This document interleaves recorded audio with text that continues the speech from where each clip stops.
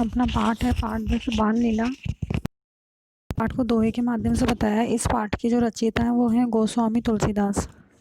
उन्होंने अयोध्या नगरी के राजकुमार राम, भरत, लक्ष्मण और शत्रुघ्न की बाल लीलाओं का वर्णन किया है, जिसकी सुंदर छवि को देख करके उनके माता पिता उनको देख करके मंत्रमुग्ध हो जाते हैं।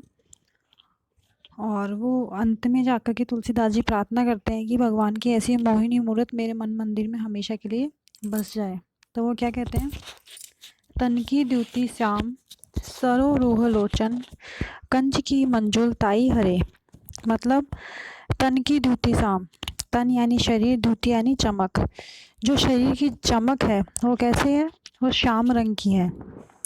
सरो रूह लोचन, और जो उनकी आंखें हैं वो कैसी है, वो कमल के समान सुंदर है। सरोरु यानी कमल, लोचन यानी आंखें। कंज की मंजुलताई हरे, और उनकी आंखों ने किसकी सुंदरता को हर लिया है, कमल की सुंदरता को हर लिया है। मतलब कि उनकी आंखें जो है वो कमल से भी ज़्यादा अधिक सुंदर हैं।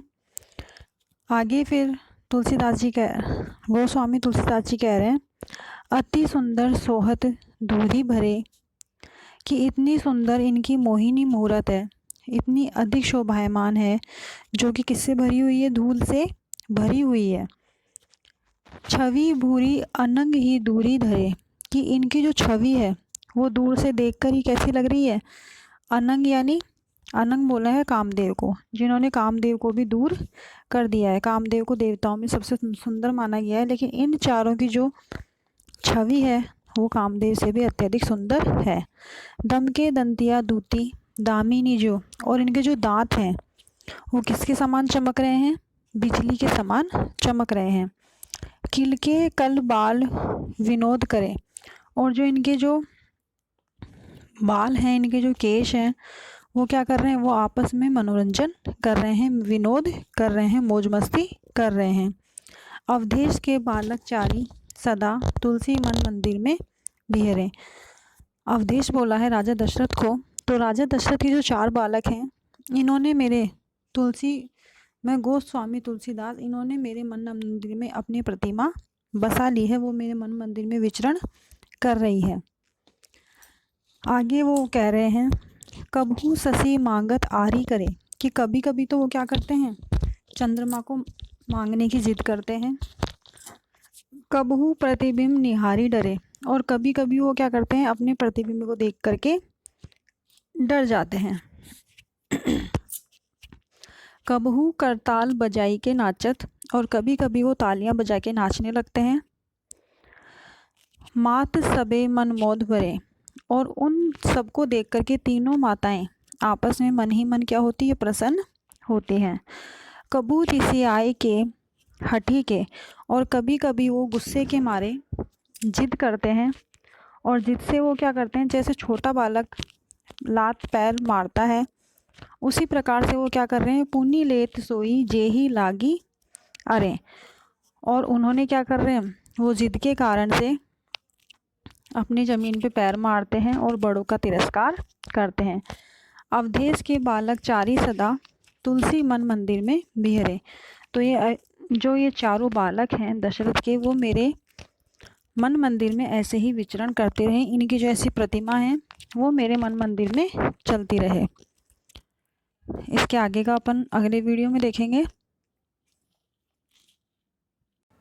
अपना पाठ 10 चल रहा था, पाठ 10 में अपन ने आधा पाठ कर लिया था, आधा पाठ अपना बाकी है, तो आधे पाठ में अपन पढ़ रहे थे। इसमें जो तुलसीदास जो हैं वो अयोध्या नगरी के जो राजकुमार हैं उनके बालपन की सुंदर लीलाओं का वर्णन कर रहे हैं। इसमें अपना अंतिम पैराग्राफ वो है, पग नुपुर ओ पहुँची कर अंजनी। इन्होंने पैरों में क्या पहन रखी है, पायल पहन रखी है, और हाथों में पहुँची पहन रखी है, जो हाथों में पहनने का आभूषण है। आगे फिर बोल रहे हैं, मंजू बनी मणिमाल ही, और हृदय के ऊपर अपने गले में मोतियों की माला पहन रखी है। मणिमाल यानी मोतियों की माला। नवनील कलेवर पीत झंगा, इनका जो शरीर का जो रंग है वो कैसा है, नील वर्ण का है, नीले रंग का है, और उसके ऊपर जो पीले रंग का जो झबला है वो बहुत अच्छा लग रहा है। झलके पुल के नृप गोद लिए, और जो राजा है वो उनके ऊपर अपना प्रेम दिखा रहे हैं और उनको अपने गोद में ले लेते हैं। अरविंद सो आनंद रूप मरंद आनंदित लोचन भृंग पिए। और जो इनका मुख है वो कैसा है, वो कमल के समान सुंदर है और उसके ऊपर जो आँखें हैं, आँखों की तुलना भंवरों से की है और वो जो उनके जो नेत्र हैं उनकी सुंदरता उनके रूप को इस कदर बढ़ा रही है जैसे कि पुष्पों का रस ले रही हो। आगे वो बोल रहा है, मन में न बसियो अस बालक जो। ऐसे बालक अगर किसी के मन में जाकर के नहीं बसे, तुलसी जग में फल कौन जिए। तो इस संसार में जीने का कोई भी अर्थ नहीं रह जाता है। आगे फिर अब आते हैं इसके प्रश्नोत्तर। प्रश्नोत्तर में क्या है, प्रस्तुत छंद में किन की बाल लीलाओं का वर्णन किया गया। इस पाठ में किसका वर्णन है, अयोध्या के चारों राजकुमारों का। कौन कभी चांद मांगने की लिए जिद करता है तो कभी अपनी परछाई से ही डर जाता है। अयोध्या के चारों राजकुमार, सेम आंसर रहेगा। भगवान राम के पिता का नाम दशरथ। अवधेश के नाम से कौन जाना जाता है, राजा दशरथ। आगे आता है, कवि किसे अपने मंदिर में बसाना चाहता है, अयोध्या के चारों राजकुमारों की बाल लीलाओं को। आगे है, तुलसीदास के अनुसार किसके दांत बिजली की तरह चमक रहे हैं, अयोध्या के चारों राजकुमारों के। तुलसीदास ने इन छंदों में किसका वर्णन किया है, अयोध्या के चारों राजकुमारों की बाल लीलाओं का वर्णन किया है। अवधेश के चारों बालकों के नाम राम, लक्ष्मण, भरत, शत्रुघ्न और उनकी 3 रानियां कौन कौन थी, माता कौशल्या, सुभद्रा और कैकेयी। माताएं क्यों आनंदित होती है, माताएं अपने बालकों की बाल लीलाओं को देख करके आनंदित होती हैं। फिर आगे अपना आता है, भगवान राम तथा उनके भाइयों के हाथ, पैर और मुख की तुलना किससे कही गई है। हाथों की तुलना तो हाथों में पहनने वाले आभूषणों से, पैर की तुलना पैर में पहनने वाले आभूषणों से और मुख की तुलना कमल से की गई है। इन छंद का भावार्थ अपने शब्दों में स्पष्ट कीजिए। ये जो कविता आई है, इन दोहे आए, इनका भावार्थ आपको अपने शब्दों में लिखना है। तो जो इस चैप्टर में पढ़ाया समझाया वो आपको अपने शब्दों में उतारना है। राम और उनके भाइयों की सुंदरता का वर्णन कीजिए, ये भी आपको अपने शब्दों में करना है। इसके अंदर अपन किस तरह से बताएंगे कि उनके मुख की तुलना कमल से की गई है और उनके दांत इस प्रकार सुंदर लग रहे हैं जैसे कि बिजली चमकती हो और उन्होंने अपनी सुंदरता से कामदेव को भी पीछे छोड़ दिया है। इस तरह से अपन इनकी सुंदरता का वर्णन करेंगे। आगे आता है, बालक राम के रूप, वस्त्र और आभूषणों का वर्णन कविता के आधार पर कीजिए। इन सब प्रश्नों का आंसर एक ही रहेगा। तो आपको पीडीएफ में एक प्रश्न लिखा, 3-4 प्रश्न एक साथ लिखे हुए मिलेंगे, उनका आंसर एक रहेगा। तो आंसर आपको एक ही बार लिखना है, बार बार नहीं लिखना है।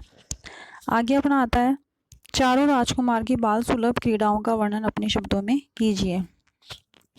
इसका भी आंसर अपन को इन्हीं के साथ अपन मिक्स करके लिखेंगे। आगे अपना आता है भाषा व्यवहार। इसके अंदर अपन को क्रिया विशेषण शब्द छांट करके लिखना है। क्रिया विशेषण मतलब जो हमें क्रिया की विशेषता बताएगा। जैसे बूढ़ा घर के सामने बैठा था, इसमें बैठा क्या है, क्रिया है, और के सामने ये क्या है, क्रिया विशेषण है। जो क्रिया से पहले आएगा वो क्रिया विशेषण रहेगा। जैसे थकान के कारण मैं थोड़ा ही पढ़ सका, पढ़ना क्रिया है और पढ़ने से पहले क्या आ रहा है, थोड़ा ही। तो इस तरह से जो क्रिया की विशेषता बताएगा वो क्रिया विशेषण होगा। तो ये आपको अपने आप करेंगे, 2 एग्जाम्पल आपको बता दिए। इसके बाद में आता है प्रत्यय और मूल शब्द छांट करके लिखिए। जैसे मंजुलता, मूल शब्द क्या है, मंजुल है। ता क्या है, प्रत्यय है। लंबाई, लंबा मूल शब्द है और ई प्रत्यय है। इस तरह से आपको ये प्रत्यय और शब्द अलग अलग करने हैं। फिर आगे आता है विलोम शब्द, ये भी आप अपने आप करेंगे। जैसे प्रसन्न का अप्रसन्न। फिर ये पद्यांश है, पद्यांश को आप ध्यान से पढ़ना, अगर नहीं समझ में आता है तो आप अपनी लाइव कक्षा में मुझसे पूछ लेना। और इसका ही नीचे प्रश्न उत्तर दे रखा है, ये भी आपको अपने आप से करना है। जैसे मैंने अभी ये कविता पढ़ाई, इसी तरह से छोटी सी 4-5 लाइन की कविता ये आपको अपने आप पढ़नी है।